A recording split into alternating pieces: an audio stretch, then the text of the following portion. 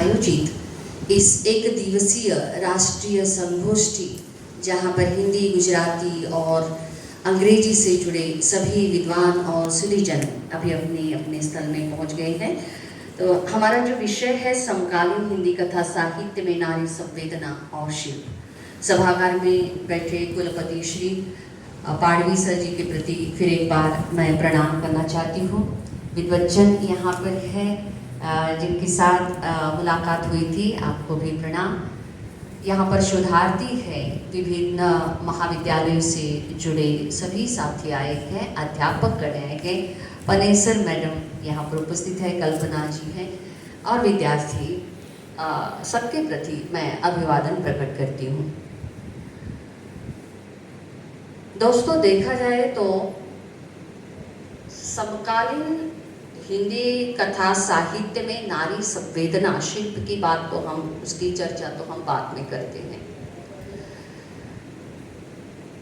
मैं जब मुझे ये विषय दिया गया तो मैं सोच रही थी कि मैं कहाँ से शुरू करूं, क्योंकि वेद काल में, पुराण काल में स्त्री की अवस्था, जैसे पाड़वी सर जी ने अपने भाषण में प्रकट किया था, ये विचार बताया था कि पहले जो है स्त्री की अवस्था क्या थी, बाद में कैसे गड़बड़ हो गई। सभी को यह विषय ज्ञात है। स्त्री क्या है, स्त्री मन क्या है, संवेदना क्या होती है, इमोशंस, अपनी जो अपना जो वजूद होता है, जो मन की बात होती है। विषय वैसे देखा जाए तो हर एक का है, हर लड़की का है, हर स्त्री का है, हर बहन का है, हर माँ का है। लेकिन फिर भी जब मैं इस विषय को लेकर बैठी तो मुझे लगा कि कहाँ से मैं शुरू कर दूँ। प्रपत्र अपने स्थान पर है। आपको भी पता है कि हर भाषा में रचनाकार है, स्त्री रचनाकार है, और जहाँ की अपने विषय की बात है तो उषा प्रियंवदा जी, मंजुल भगत, मन्नो भंडारी, मृदुला गर्ग, दीप्ति खंडेलवाल, मेहरुन्निसा परवेज, कितने सारे महिला रचनाकार आए। एक प्रश्न था कि स्त्री संवेदना लिख रहे हैं, स्त्री संवेदना को पुरुष रचनाकार लिख रहे हैं, और स्त्री संवेदना को, स्त्री की जो समस्या है उसको महिला रचनाकार ही लिख रही है। चर्चा में एक विषय आया था, जब स्त्री की बात को लिखती है तब उसमें और गहराई आती है। मैं औपचारिक रूप से कोई भी बात नहीं करना चाहती हूँ, क्योंकि विषय औपचारिक नहीं है।